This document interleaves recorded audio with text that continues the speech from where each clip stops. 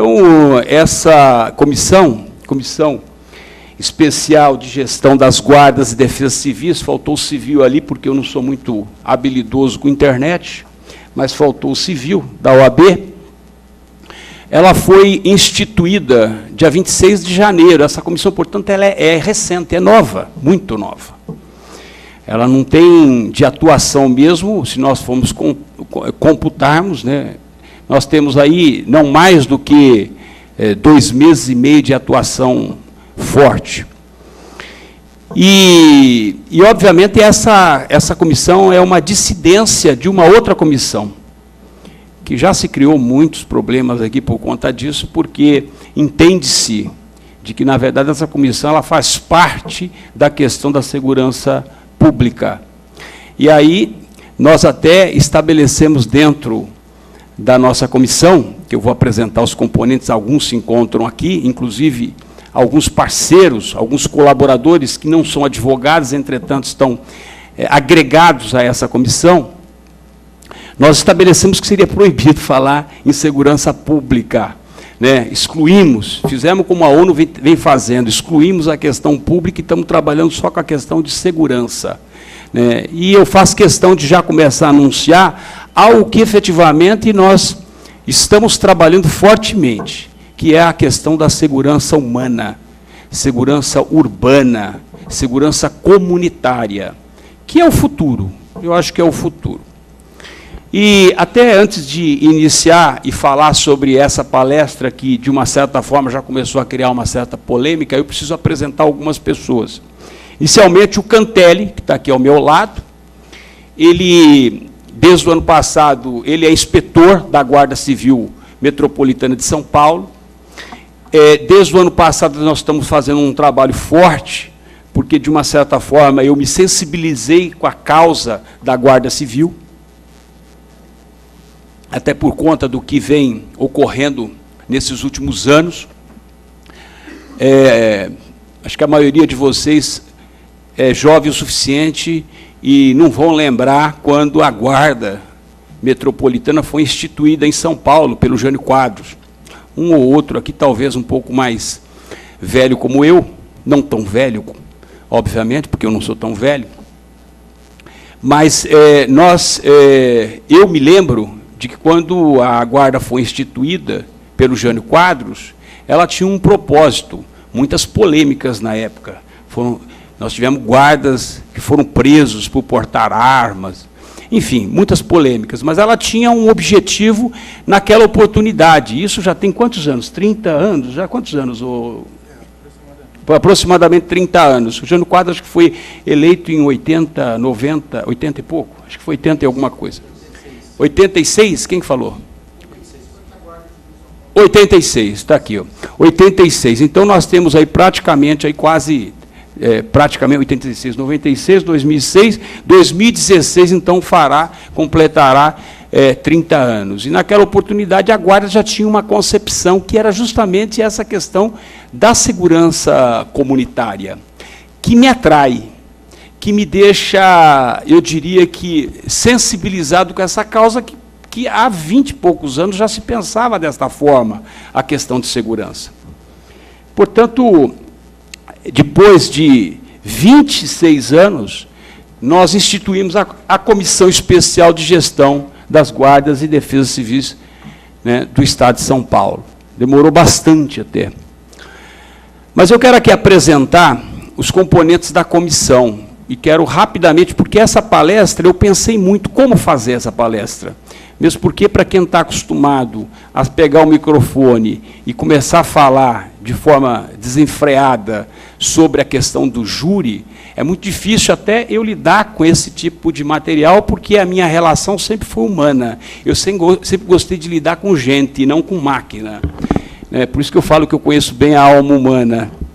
Então eu tenho que apresentar, e vou apresentar aqui, já falei do Cantelli, que é um colaborador dessa comissão, é inspetor da Guarda, ele é vice-presidente da Associação Brasileira dos Inspetores, portanto, também é uma associação que integra e que colabora com essa comissão, tão jovem.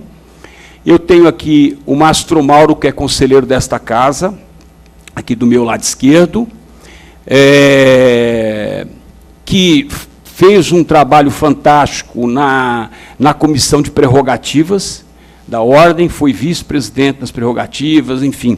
Hoje desempenha também outras funções, além de ser conselheiro, e ele é vice-presidente da Comissão Especial de Gestão.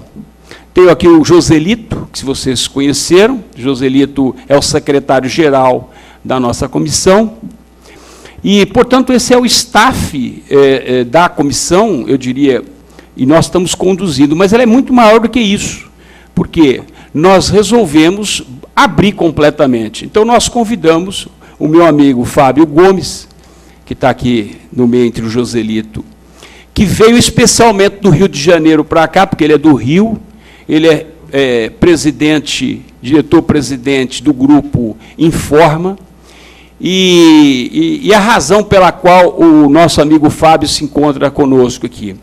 O grupo dele faz pesquisa, faz levantamento.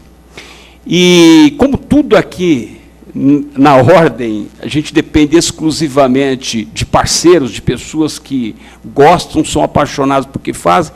Então, o Fábio Gomes, eu quero agradecer aqui publicamente, porque ele veio para São Paulo para essa palestra, vai embora só amanhã, voltar para o Rio de Janeiro, mas ele vem fazendo um trabalho muito interessante para nós, e vem subsidiando, ele vem fazendo mapeamento, ele vem fazendo as pesquisas de campo, que nós, obviamente, não temos possibilidade de fazer. E eu sempre digo o seguinte, comissão que não tem informações, ela não tem absolutamente nada. É a mesma coisa do advogado, quando ele vai estudar um processo. Ele não tem o processo e não tem informação, esquece, não existe advogado, não existe defesa. E, obviamente, a defesa da comissão está nas mãos do meu amigo Fábio Gomes, que vem não só despendendo financeiramente, porque suporta todas essas despesas, mas, sobretudo, colocou a equipe dele para nos ajudar para poder fazer o mapeamento. E o Fábio, ano passado, ele fez um trabalho fantástico, que eu tenho que falar, que foram as microtendências dos 96 distritos da capital de São Paulo, que foi um trabalho fantástico, foram 6.000 pessoas entrevistadas, e que eu pude observar o trabalho, a excelência do trabalho do Fábio. Portanto, eu quero aqui agradecer, Fábio, não só pela sua presença, mas, sobretudo, pelo seu trabalho e sua parceria, sua lealdade com a nossa comissão e, sobretudo, com esse amigo, né, que eu sei que isso te causa prejuízos estar aqui. Entretanto, eu acho que o bem maior, obviamente, é a satisfação da gente estar fazendo alguma coisa. E aí nós temos uma quantidade, hoje, de membros da comissão, que talvez vai ser a maior comissão da OAB, espero eu que seja. Nós vamos ter, das 226 subseções, nós vamos ter 2 membros de cada subseção fazendo um trabalho efetivo, principalmente focado à questão das defesas civis, tá? Por uma única razão, porque é onde lida com gente, onde lida com cidadão. E, obviamente, esse trabalho de defesa civil, ele é desempenhado hoje pela Guarda Civil, por incrível que pareça, porque não existe um corpo de defesa civil. Vocês nunca viram isso fisicamente, né? Ou seja, nunca viu. Você pode ver um coordenador de defesa civil, mas você nunca viu alguém que efetivamente, a não ser aqueles que aparecem de jaleco, mas obviamente são recrutados, e geralmente quem dá o suporte é sempre a Guarda Civil para as tragédias. E na atual conjuntura, há necessidade de, como a gente está falando de gente, nós precisamos de gente para trabalhar. E aí nós temos outras pessoas que compõem essa comissão. O Thomas Lau, que está aqui comigo, o meu colega Carlos Eduardo, que é meu xará, tá? Tem mais alguém da comissão aqui? Não. Não tem. Mas, mesmo assim, nós temos aqui distribuído no Estado mais de 500 membros, que esse é o objetivo. Hoje nós estamos efetivamente com mais de 60 membros já indicados pelos presidentes.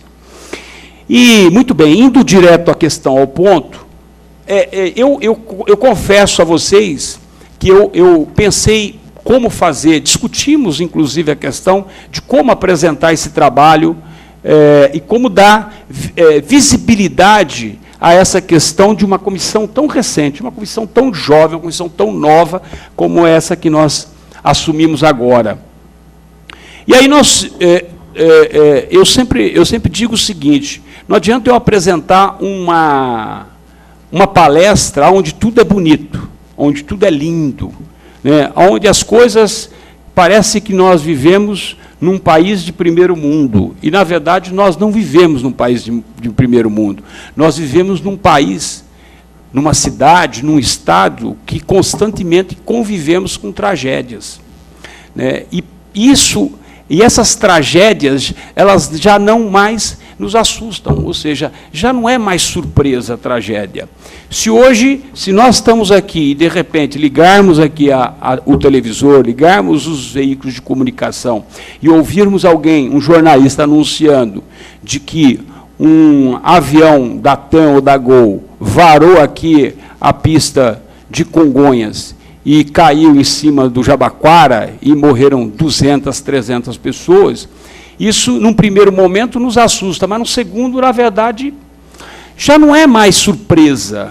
E, por essa razão, eu fiz questão de escolher, nós escolhemos esse tema, as tragédias anunciadas e a segurança humana. Por quê?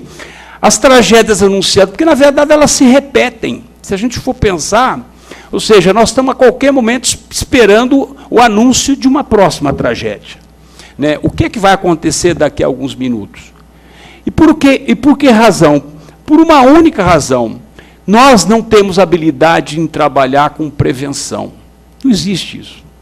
Parece que realmente é algo que nós desconhecemos. E eu acho que nós temos que começar a pensar de uma forma diferente. E aí veio aqui, na hora que eu estava apresentando, preparando essa palestra, fazendo umas pesquisas, eu levantei uma pesquisa muito interessante, né? Então, aqui, a nossa comissão é formada por videntes ou buscamos evidências. Isso foi uma brincadeira, inclusive, que eu fiz com o Mastro Mauro, que quando você fala em tragédias anunciadas, a impressão que nos dá é que, na verdade, nós somos videntes, né? Ou seja, nós estamos já sabendo o que vai acontecer. E, de fato, nós sabemos o que vai acontecer. Qualquer tragédia pode ocorrer. E não vai ser surpresa. Esses dias, eu estava até num programa de televisão e nós estávamos falando sobre a questão da Copa, né? Ou seja, Copa das Confederações, São Paulo está livre, passou batido. Ou seja, não vai ter aqui, vai ser em outro estado. Outros estados vai acontecer. Mas nós temos a Copa ano que vem, nós temos depois as Olimpíadas. E aí? Como é que vai ser? Recentemente, na maratona de Boston, todos ficaram sabendo que 2 ou 3 panelas de pressão explodiram, né? E, por conta disso, 3 pessoas morreram. E 180 pessoas ficaram feridas. Se nós pegarmos os índices de março, eu não tenho exatamente com certeza o número de ônibus que pegaram fogo, ou seja, atearam fogo. Mas posso assegurar que a quantidade de pessoas que morreram, as 3 pessoas e aquelas que ficaram feridas na maratona de Boston, aonde se movimentou, onde se mobilizou todo um país para poder buscar e resolver o assunto, nós temos isso praticamente quase diariamente, porque só no mês de março 380 pessoas foram assassinadas. E no mês de fevereiro, e no mês de março, 421 pessoas foram assassinadas, né? Então, por aí nós começamos a perceber que tipo de vida nós vivemos numa cidade como a nossa. Não é diferente de Boston, não é diferente de Nova York, nenhuma outra. E aí eu coloquei o seguinte aqui: físicos encontram evidências de que realidade pode ser uma mera simulação virtual. O Fábio já está acostumado com esse tipo de coisa, porque o que mais nós fazemos é exatamente essa simulação, ou seja, dessa realidade. E aí a gente brinca com isso, né? Quem diabos está jogando com a gente? Ou seja, se nós fazemos parte dessa simulação, dessa realidade, que nós sabemos que as tragédias ocorrem, isso não passa de um jogo. Ou seja, quem é que está jogando com a gente? Quem são essas pessoas? Acredite se quiser. Aí vem o levantamento e a pesquisa. Físicos encontram evidências de que a nossa realidade pode ser uma mera simulação virtual. Fazemos nós parte do melhor videogame já criado, né? E se nós pararmos para pensar, diante de tantas tragédias que vivemos, e a impressão que nós temos é que, efetivamente, nós somos personagens desse vídeo, ou seja, desse jogo, né? E alguém fala, espera um pouquinho só, mas isso é realmente uma pesquisa? Não, você não leu errado, e nem tampouco o palestrante é maluco, é algo científico. De acordo com estudiosos, cientistas da Universidade de Bonn, certos aspectos do nosso mundo físico são sustentados por elementos que indicam que a nossa realidade pode não ser nada mais do que uma simulação computadorizada. E se a gente parar para pensar, se nós pararmos para pensar, nós vamos começar a perceber o seguinte, parece que a nossa vida ela é repetida, né? Tem gente que até fala, minha vida está muito monótona, ela é igual todos os dias. E se nós pensarmos em matéria de tragédia, é a mesma coisa. Ou seja, esse ano aqui nós tivemos um número grande de enchentes, enfim. Há quantos anos? Há quantas décadas nós escutamos a mesma coisa? Ou seja, então parece que é realmente uma simulação, parece isso um jogo, né? E nós fazemos parte desse jogo, nós somos os personagens desse jogo. A ideia de que somos apenas figuras sustentadas por tecnologias e intelectos superiores parece meio absurda, não é mesmo? Ou seja, se a gente parar para pensar, a gente começa a imaginar que nós somos aqueles soldadinhos de chumbo que nós podemos movimentar e manipular da forma que nós quisermos. O fato é de que o cientista planetário Rich Terrile, da NASA, acredita veementemente na teoria de que nossa vida não é nada mais do que um videogame. E aí vem, Silas Biene foi o pesquisador que liderou o grupo de físicos que levantou uma hipótese muito interessante. Segundo as pesquisas, a teoria que mais ganha força é a de que somos uma simulação dentro de outra simulação, dentro de outra e assim sucessivamente, com um cenário enriquecido em detalhes, que provavelmente se parece muito com a vida dos nossos criadores, para dar a impressão de realidade absoluta. Ou seja, quem são esses criadores, né? Alguns podem achar que são criadores de uma outra, né, de um outro patamar. Mas há quem pense que esses criadores podem estar vivendo entre nós, né? Essas pessoas que nos manipulam o tempo todo. E eu percebo isso, eu vou dar um exemplo. Como nós somos manipulados, muitas vezes, talvez, por alguma coisa em outro patamar, quem quer acreditar, acredite, mas muitas vezes nós somos manipulados por pessoas que se encontram entre nós. E por que eu estou dizendo isso? Recentemente saiu aqui uma pesquisa perguntando quem gostaria que fosse feita a redução da maioridade penal. Né? Tem alguns que falaram 16, outros 14, tem quem defenda até 12 anos. E aí as pessoas falam assim, e nós tivemos uma pesquisa recente que saiu, 92% das pessoas afirmaram de que a redução da maioridade penal ela é necessária para conter a criminalidade. E aí vem mais um jogo, né? O jogo de números, o jogo de empurra para eles que eles sabem o que fazem. E não é bem assim. As pessoas podem estar curiosas. Bom, e aí você? Eu me lembro plenamente, quando eu tinha 16 anos, 17 anos, 18, 19 anos, até 20 anos, eu não sabia nem o que eu queria da vida. Eu não tinha a menor ideia de que eu poderia ser advogado. A única coisa que eu sabia é que, aos 20 anos, eu fui viajar para os Estados Unidos, fiquei 15 dias lá. Vendi tudo e fui para lá. Isso é uma realidade, ou seja, um fato. E aí você traz para os dias de hoje, o que pensa um garoto de 16, 17, 18, ou 19 ou 20 anos? Né? O que ele pensa? Será que o cérebro dele, a cabeça dele está maior daquele que tinha 16 anos há 30 anos, 40, 30, 35 anos atrás? Será que quando o jovem olha o cara com o celular do lado e ele não pode ter o celular, e aí vem uma série de outras questões, imaginando que ele poderia ter a partir do momento que ele toma aquele celular? Então aí vem a sociedade e responde, né? E como é que a sociedade responde? 93%, 92% das pessoas querem o quê? A diminuição da maioridade penal. Porque é mais fácil.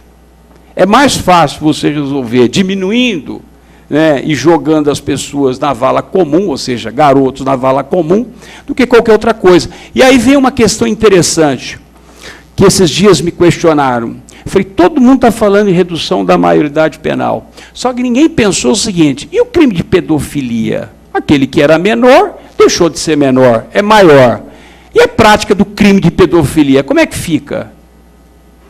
Exploração sexual. Porque não é só o garoto que vai reduzir a maioridade penal, a menina também. Exploração sexual. Né? Como é que faz? Estupro contra menor. Como é que faz? Ou seja, não vai deixar de ser crime isso? Como é que nós vamos tratar com isso? Então se pensa muito de uma forma, mas não se pensa de outra. E aí vem essa questão da simulação. Ou seja, mais uma vez nós fazemos parte desse joguete. Nós somos personagens. Então, se joga isso na mídia, achando que a mídia pode resolver, e simplesmente com a questão da redução da maioridade penal. E aí vem aqui, segundo as pesquisas, a teoria de que mais ganha força é de que somos uma simulação dentro de outra, já falei. Aparentemente, vivemos em um universo artificial e somos incapazes de nos darmos conta desse fato. O que você acha? O que você acha disso? Ou seja, de toda essa concepção? Esquisito, ficção científica, enfim, o que é isso? Aí nós saímos desse jogo, desse videogame que eu acabei de narrar, acabei de passar para vocês, que de uma certa forma eu achei interessante, achei engraçado, achei esquisito, né? Entretanto, foi baseado aqui numa questão. E aí nós trazemos aquela situação para uma realidade. Talvez, aí é a ideia do criador, né? Aquele que cria e faz com que você seja personagem dessa criação. O meu desafio é provar de que essa teoria de fato é verdadeira. E aí algumas evidências. Primeiro é a Lei 12.608, de 10 de abril de 2012, dispõe o seu artigo 1º. Eu não vou ficar lendo aqui artigo não, tá? Mas aqui é interessante. Esta lei institui a Política Nacional de Proteção e Defesa Civil, recente. Uma lei que completou um ano agora, 10 de abril.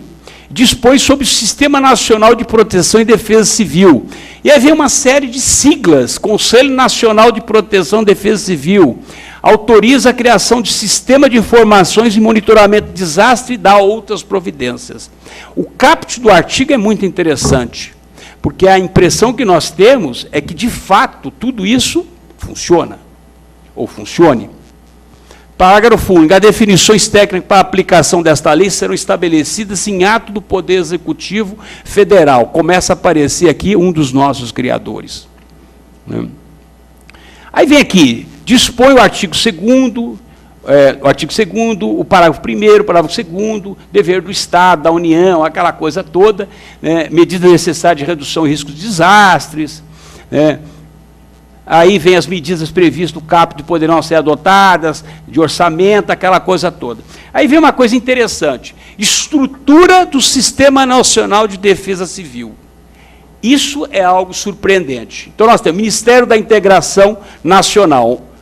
Eles já colocam esses nomes complicados, que é justamente talvez para a gente não entender. Conselho Nacional de Defesa Civil, Secretaria de Estado de Defesa Civil, Coordenadoria Estadual de Defesa Civil, Regionais Estaduais de Defesa Civil, Conselho Municipal de Defesa Civil, Coordenadoria Municipal de Defesa Civil, Coordenadoria Distrital de Defesa Civil e Núcleo de Defesa Civil. Aí vem uma pergunta que, obviamente, eu não posso deixar de fazer. Alguém já viu isso? Aí sim eu posso dizer, isso é de comer ou de entrar dentro? Porque aí os criadores, mas é verdade, né? A gente, porque nós não conseguimos, eu particularmente, eu não consigo enxergar isso dentro de uma situação prática. E aí vem aquela questão lá atrás, quando eu digo as tragédias anunciadas. Como é que nós podemos falar em tragédias com uma estrutura dessa magnitude? Coordenadoria Municipal de Defesa Civil é uma das coordenadorias, aquela que está aqui embaixo, no município. Prefeito, para lá? Não, tem mais. Prefeito, Secretaria da Subprefeitura, Secretaria Municipal de Segurança Urbana, subprefeituras, Conselho Municipal de Defesa Civil, e tem mais, Coordenadoria Distrital de Defesa Civil, Núcleo de Defesa Civil, Coordenadoria para chegar na Política Municipal de Defesa Civil, ou seja, chegar onde? Chegar nos personagens. Eu fui, recentemente, eu comentei com alguns amigos, eu fui conhecer a Defesa Civil do Estado de São Paulo. Fica no Palácio do Governo, lá no Morumbi, logo abaixo do gabinete do governador do Estado. E aqui eu não estou criticando, não sou petista, não sou do PSDB, enfim, eu estou criticando a questão da estrutura. Eu estou criticando a questão, eu estou falando da questão dos nossos criadores, ou dos nossos supostos criadores. E aí eu cheguei na Secretaria, na Defesa Civil do Estado de São Paulo, eu olhei, tinha meia dúzia de pessoas, 2 telas de 42 polegadas, mais 2 telas de 32 polegadas na parte de baixo. Uma pessoa começou a me explicar como é que funcionava, o monitoramento, aquela coisa toda.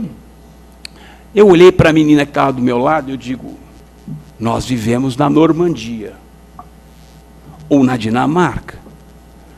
Porque não é possível uma coisa dessa. Ou seja, vocês acabaram de ver uma lei que foi recentemente promulgada, com uma estrutura que eu acho que nenhum país do mundo tem, ou que deveria ter. E, de repente, nós temos o quê? Diante de tragédias. E vamos esperar daqui a pouquinho. Hoje é sexta-feira.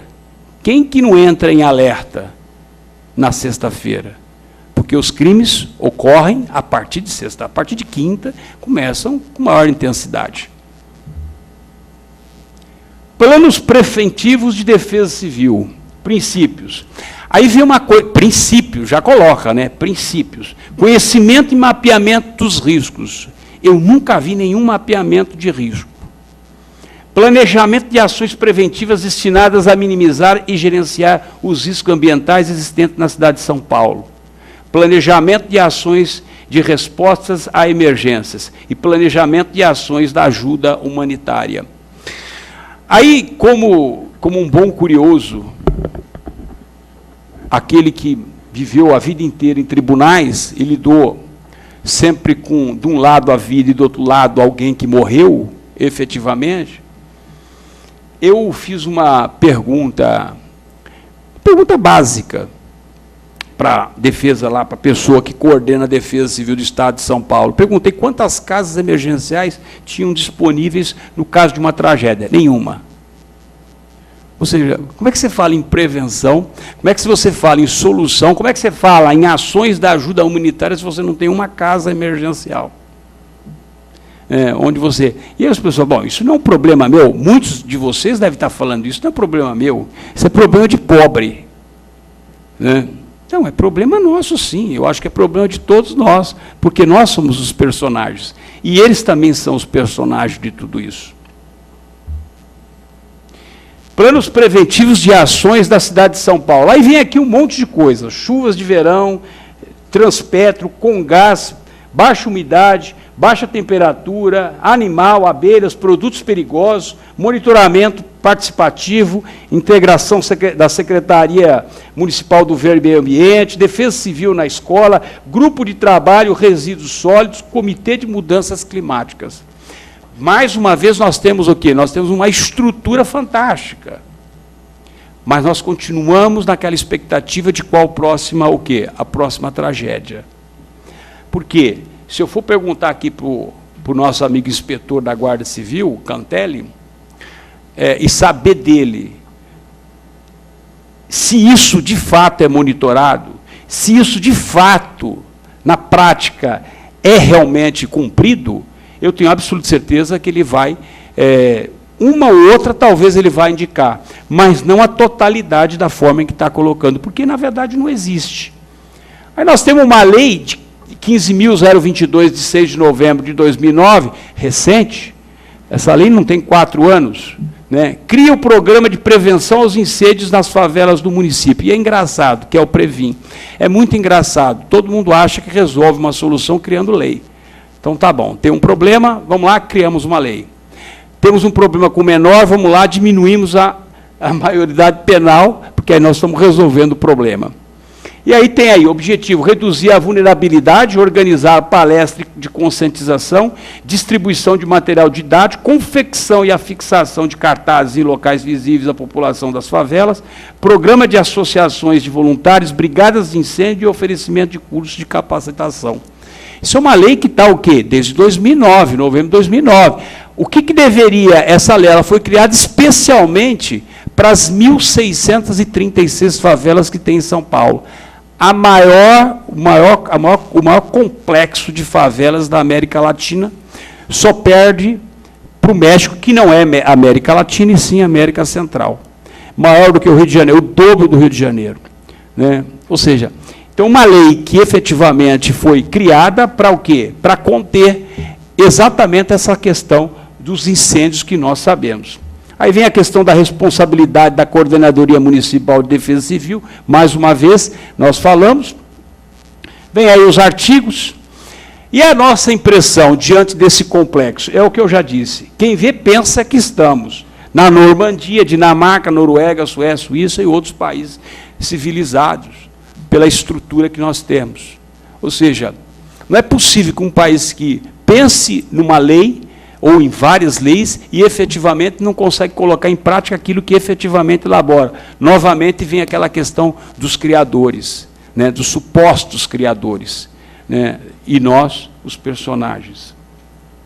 A estrutura apresentada foi idealizada pelos nossos criadores, esse é o videogame, e nós, os personagens. Mapeamento do Brasil, aí vem a questão do mapeamento do Brasil, desastres naturais em decorrência das ações do homem, e desastres naturais na concepção pura, porque nós temos dois tipos, né? Aqueles que são provocados pelo homem, e na maioria das vezes são aqueles que efetivamente, no Brasil principalmente, né?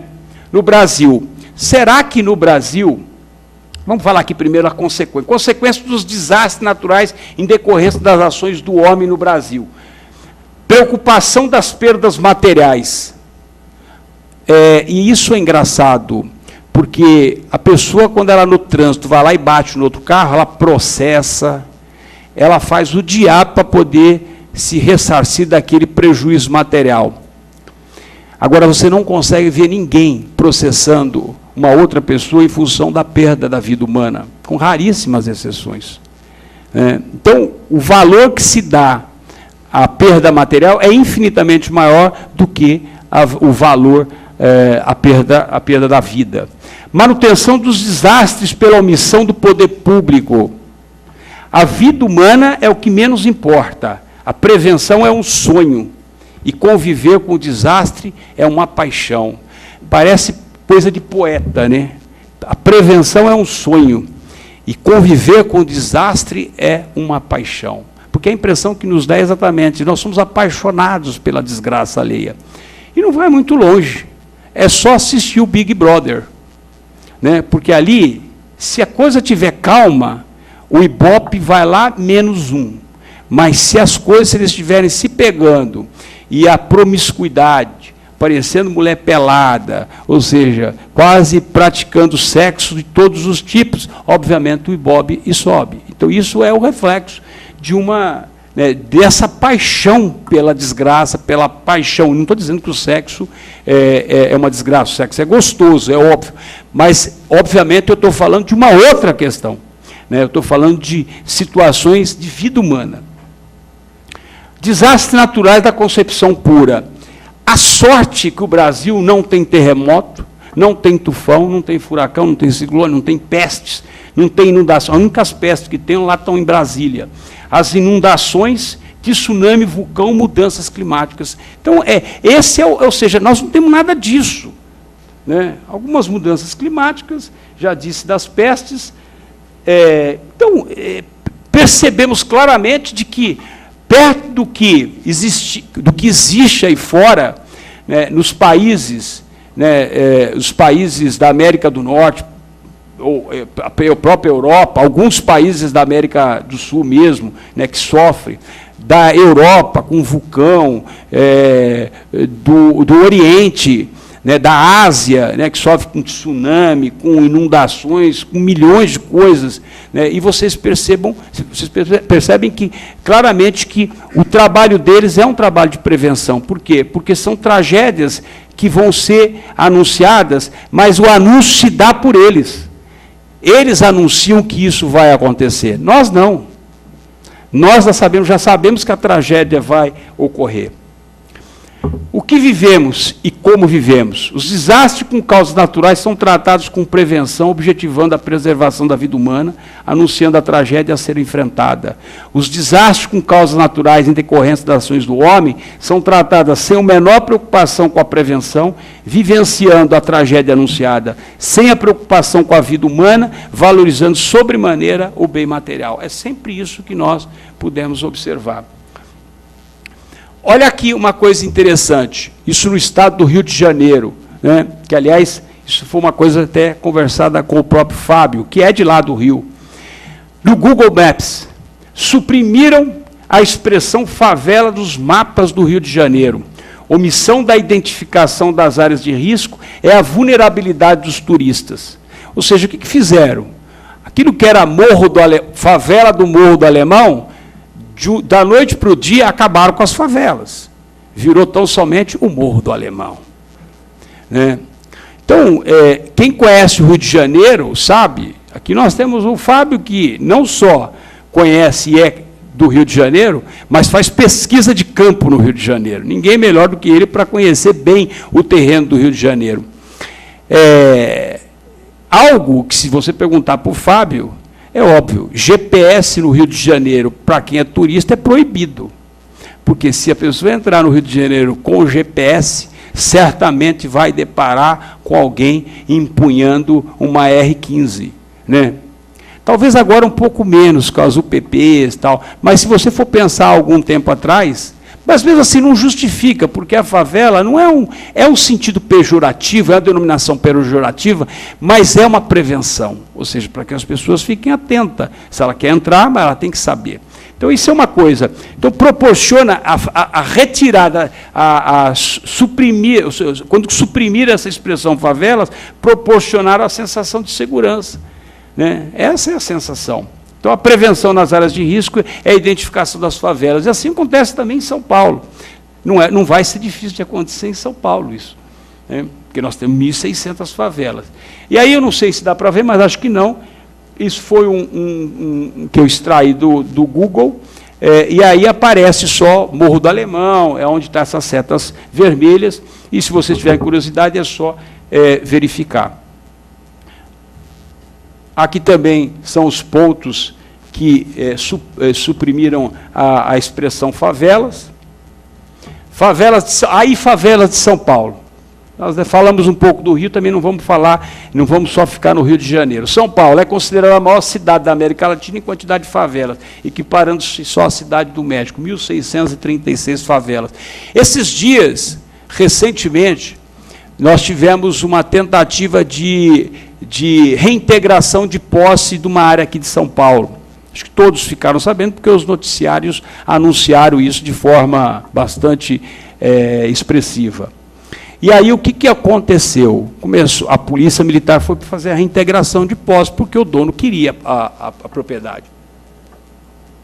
Chegando lá, para evitar que não ocorresse o que aconteceu, acho que foi o ano passado, o ano retrasado, lá em... Como é que chama lá a região? Lá?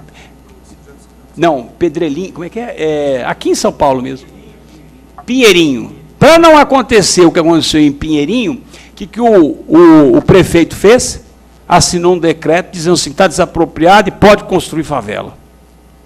Então, esse é o tipo de prevenção, ou seja, os criadores novamente tomam uma medida no papel sem a preocupação. E não estou dizendo que isso deve ou não e de que forma tem que ser feito essa questão da reintegração de posse. A integração de posse é legítima, é legal e tem que ser cumprida. Entretanto, eu digo a falta de prevenção, ou seja, antes de fazer isso, o que tem que fazer? Ou seja, acomodar as pessoas, encontrar um lugar para que essas pessoas fiquem.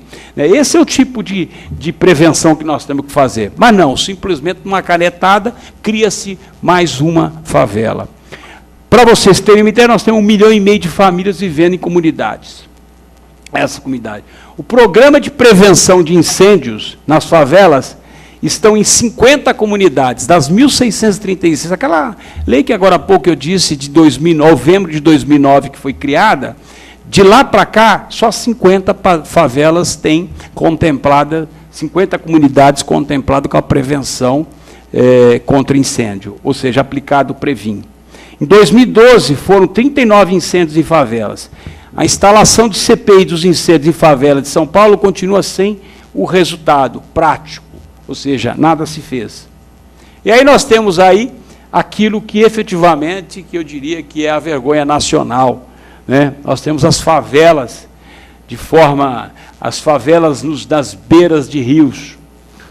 Esse é o cenário que nós vivemos. Esses são os personagens dos criadores. Esses são as imagens que nós podemos... Alguém pode estar pensando, algumas pessoas podem estar pensando, esse cara é muito idealista. É verdade. Eu ainda tenho a minha cota de idealismo. Porque enquanto a gente acreditar nesse idealismo, eu acho que existe algum... Porque para nós, particularmente, é muito fácil se livrar de tudo isso. Basta mudar. Basta morar em Miami, ou em qualquer região da Europa, enfim, em Londres, alguém falou em Londres, que é um lugar civilizado, que não tem isso que nós estamos vendo. Enfim, então é muito fácil, para nós é muito fácil, mas viver isso é muito difícil, entendeu? Então esse idealismo, eu acho que é um idealismo, acho que acaba nos sensibilizando. E eu acho que a gente aprende muito com isso. Ninguém gosta disso. É óbvio que ninguém gosta. E aí nós temos essas imagens. Desastres aéreos. Julho de 2007, São Paulo, 199 pessoas morreram no choque de um Airbus 320 na TAM, no aeroporto de Congonhas. Setembro de 2006, Mato Grosso, 154 pessoas a bordo do Boeing da Gol, colide em pleno ar com um Legacy.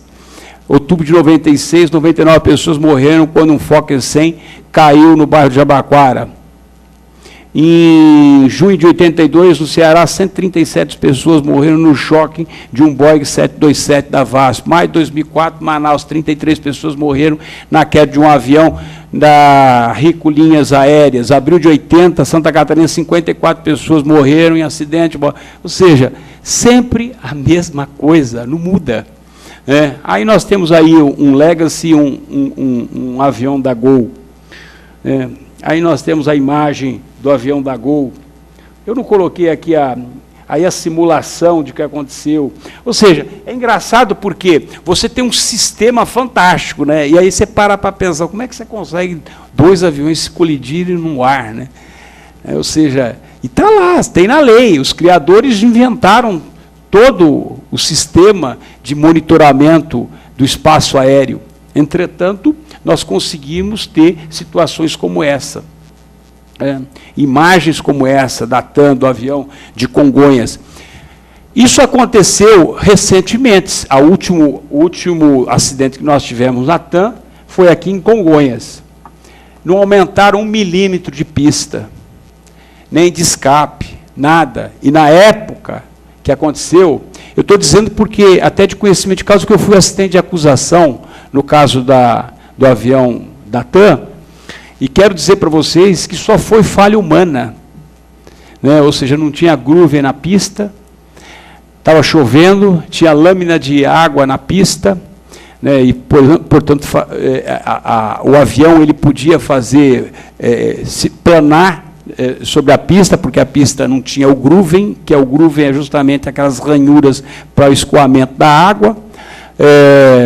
O reverso pinado, ou seja, o freio aerodinâmico não funcionava, ou seja, só tinha erros, mais nada, mas mesmo assim o avião acabou pousando e colidindo, obviamente, e matando 199 pessoas. Então, perceba, um avião que estava proibido, inclusive, e tinha uma determinação da proibição desse tipo de avião pousar no aeroporto de Congonhas. Entretanto, o que aconteceu? A torre autorizou o avião pousar, né? E aí, na questão prática, e por que eu entrei como assistente de acusação? Porque nós queríamos levar as pessoas responsáveis para o júri, é óbvio. O cidadão, nada mais justo do que ser julgado pelo cidadão. E aí, o que aconteceu? Qual foi o desdobramento? Atentado à segurança de voo, cesta básica. É isso, ou seja, para que eu vou aumentar a pista? Porque se acontecer mais uma vez, e outro avião, e outro, e outro, e outro, na verdade vai continuar dando cesta básica. Aí está uma simulação, mais uma foto, mais algumas imagens que nós vimos. Aqui tem um outro avião aqui, né, que acabou também descendo aí, mas não teve vítima, nada, mas nós tivemos. Isso demonstra efetivamente o quanto é vulnerável esse aeroporto. Tragédias em São Paulo. Causas naturais são escorregamentos de encosta, inundações, erosões. Nós sabemos o que acontece. O crescente impacto desses desastres relaciona-se ao modelo de desenvolvimento socioeconômico adotado a uma política territorial e urbana ineficiente, gestão inadequada dos recursos naturais, crescimento urbano desordenado e daí por diante. Então, nós sabemos o que é. A causa nós sabemos, só que o efeito continua. Aí tem as tragédias de São Paulo e Rio de Janeiro, a encosta. Nós tivemos o ano passado, 2011, né? 2011, o problema lá de Petrópolis, regiões ali de Petrópolis, Teresópolis, ou seja, que mais de 1.200 pessoas perderam suas vidas. Aqui é muito interessante, foto do viaduto Sumaré, do lado esquerdo, 1993, e do lado direito, 2013. Ou seja, é a mesma coisa. Não mudou absolutamente, só mudou os carros velhos lá de cá e os carros novos lá de lá, né? Mas se você perceber, a única coisa que mudou foram os postes que tiraram no meio, né? Mas é a mesma coisa, ou seja, nada muda, né? É tudo a mesma coisa, até a água é a mesma, se você for pensar. Então, essa foto é a foto da Veja, que foi extraída recentemente, e é curiosa essa foto, né? Que a mesma parece, se você fizer uma sobreposição, só vai alterar ali os LEDs, porque os atuais tem LED, e o daquela época era praticamente quase velas, né? Então essa é uma imagem que, para a gente, 20 anos depois, né, essa é a imagem que São Paulo vive. Aí tem mais imagens. Aqui nós temos aqui um túnel de São Paulo, gente que morreu aí do lado. Aí a cidade de São Paulo, os pontos, né, os pontos periféricos que são os mais complicados, mas isso não quer dizer que também o centro da cidade também não sofre com isso. Tragédias indicadas em São Paulo. No período de 2000 a 2008 foram registrados 1.861 acidentes, sendo 367 escorregamentos, 940 inundações, 65 raios, 485 acidentes, ou seja, foram registrados 225 mortes, 50 mil pessoas desabrigadas, enfim, é sempre a mesma coisa. E essa aqui é uma tragédia na Serra do Mar, recentemente, que uma pessoa morreu, que ninguém esperava, e tudo porque culpa da situação climática, né? Ou seja, ninguém esperava que isso ia desabar. É óbvio que havia já previsão de desabamento, e não é de hoje, isso já faz tempo. Aí nós temos uma imagem capturada por um celular, né, uma inundação em plena Imigrantes. Nós temos aí uma situação da imigrantes. Aí Cubatão, 2013, situação de Cubatão praticamente debaixo de água. Aí tem uma placa, não queremos sua oração, queremos sua ação, não a omissão. Catástrofe na Serra Fluminense, estudos recentes já previam um desastre na Serra Fluminense. Já havia, ou seja, previsão do que ia acontecer. Nos últimos 3 anos, enchentes e deslizamentos de terra mataram mais de 1.200 pessoas no estado, especialmente nas cidades da região serrana, como Petrópolis. Nenhum dos 4 projetos sequer apresenta previsão de investimento. Segundo o relatório regional, a previsão é de que 2 bilhões e 100 sejam investidos no Rio de Janeiro para a prevenção em áreas de risco. O valor deve ser aplicado até 2004. Deve ser aplicado, né? Aí está aí o catástrofe na Serra Fluminense, imagens lá da região serrana do Rio de Janeiro.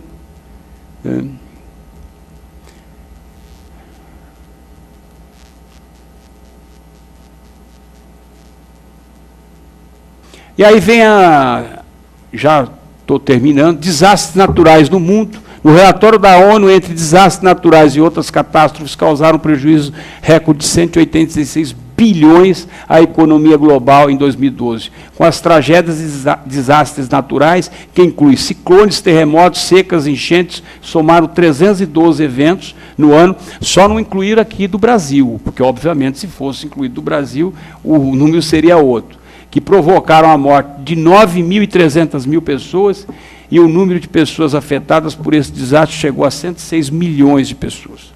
Isso aí é a situação. Será que o Brasil está preparado para sediar eventos internacionais? Jornada Mundial da Juventude, com a visita do Papa Francisco em julho de 2003, Copa das Confederações em julho de 2013, Copa do Mundo em 2004 e Olimpíadas de 2016. Quem vê isso realmente pensa que nós vivemos na Dinamarca, que está tudo bem, pode fazer qualquer evento desse, que nada vai acontecer.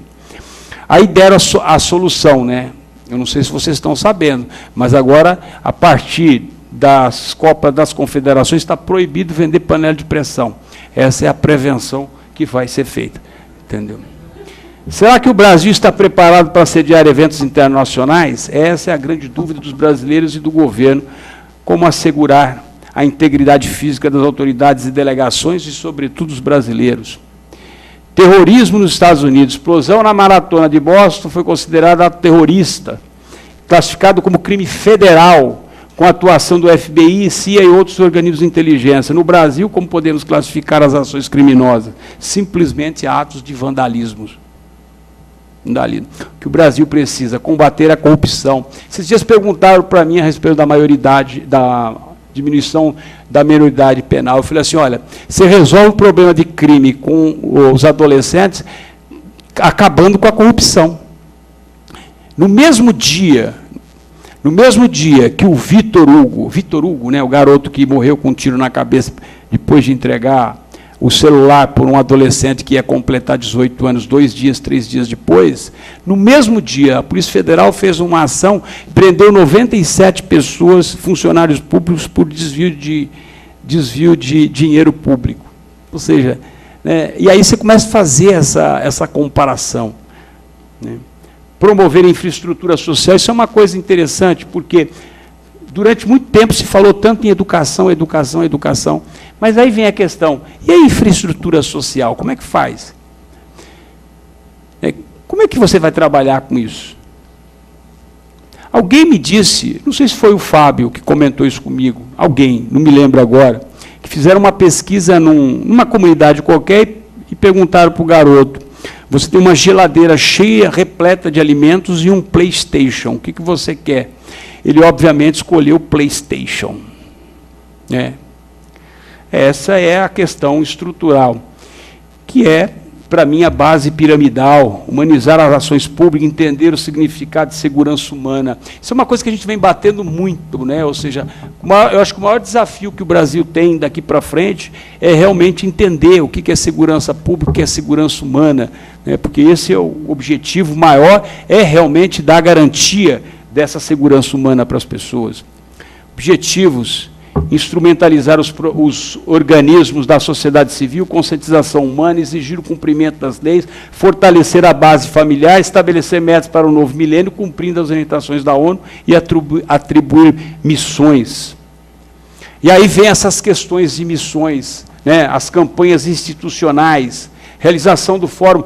E aí nós estamos já finalizando, acabando já a questão, porque, na verdade, o que eu acabei de relatar e o que eu acabei de apresentar para vocês, nada mais é de que a Comissão Especial de Gestão das Guardas de Defesa Civis, principalmente Defesa Civis, ela tem um objetivo, e o objetivo é exatamente fazer isso, fazer com que, cobrar das autoridades públicas ações que efetivamente, dos nossos criadores, que efetivamente não foram feitas. Cumprimento de lei só. Então, nós vamos ter agora, para esse ano, realização do Fórum Mundial sobre o Crime, a Segurança e as Metas da ONU para o Novo Milênio, apoio incondicional da criação da Universidade Mundial de Segurança e Desenvolvimento Social da ONU, com sede no Brasil. Para quem não sabe, faz 2 anos que existe um projeto de criação de uma Universidade Mundial de Segurança e Desenvolvimento Social da ONU, para que seja sediada aqui no Brasil. Só que o Brasil precisa se mobilizar para que isso aconteça, porque, obviamente, se isso não acontecer, não vai ser sede de uma universidade da ONU. Ano Internacional de Cooperação da Água, é uma campanha da valorização da Guarda Civil e a segurança comunitária, campanha para instrumentalizar a defesa civil, promover cidadania nas favelas, integrando as ações como... A Eletropaulo tem uma campanha muito interessante que eu tive recentemente lá visitando, aqui em Barueri, e eles isso é uma coisa que é feita sem alarde, sem levantar uma bandeira. Mais de 500 mil consumidores já foram integrados a esse projeto, a essa campanha da Eletropaulo. Ou seja, onde eles vão lá, acaba com os gatos, faz uma instalação da rede elétrica, dá uma geladeira para a pessoa que, por qualquer razão, tem algum problema. Ou seja, são ações simples, mas que elas são eficientes e, sobretudo, são preventivas, né, porque evitam o quê? Os incêndios nas favelas, né? Missão da Comissão Especial de Gestão das Guardas de Defesa Civis da OAB será promover todas as ações objetivando garantir a segurança humana. E aí tem o Fórum Mundial sobre o Crime, a segurança e as metas da ONU para o Novo Milênio, em apoio à criação da Universidade de Segurança e Desenvolvimento Social das Nações Unidas, com sede no Brasil, de 5 a 7 de agosto, Hotel Maxud. Isso é a comissão que nasceu agora, nós já estamos, na verdade, trabalhando. Para quem quiser anotar, o site deve entrar no ar na segunda-feira, mas é www.forumdesegurançahumana.com.br. Repetindo, www.forumdesegurançahumana.com.br. A partir de segunda-feira está no ar, lá vocês vão ter inúmeras informações. É um fórum mundial que nós vamos fazer, que está o Joselito, o nosso amigo Fábio Gomes, o Mastro Mauro também está engajado, outras pessoas, o Thomas, o Eduardo também, ou seja, muitas pessoas estão se engajando nesse fórum. Por quê? Porque a gente entende que é o momento de São Paulo entrar e começar a responder, né? Então, esse fórum ele é realizado pela Sociedade, Promoção da Sociedade Internacional de Criminologia, órgão consultivo da ONU e do Conselho da Europa, com sede em Paris, França. E aí são as pessoas que vão fazer parte. Ministra Helena Calmon, Thomas Stel, secretário-geral adjunto da ONU, o segundo homem da ONU. Nós vamos ter a oportunidade de ter a presença desse dessa pessoa importante da ONU, que obviamente vai estar aqui fazendo a abertura dos trabalhos. Dr. Stefan Parmentier, que é secretário-geral da Sociedade Internacional de Criminologia, Dr. Elias Carranza, diretor-geral do ILANUD, Dr. Anga Timizina, coordenador do Programa Global da ONU, Edmundo Oliveira, Fundação Internacional Penal e Penitenciária, Emílio Viane, presidente da Comissão Científica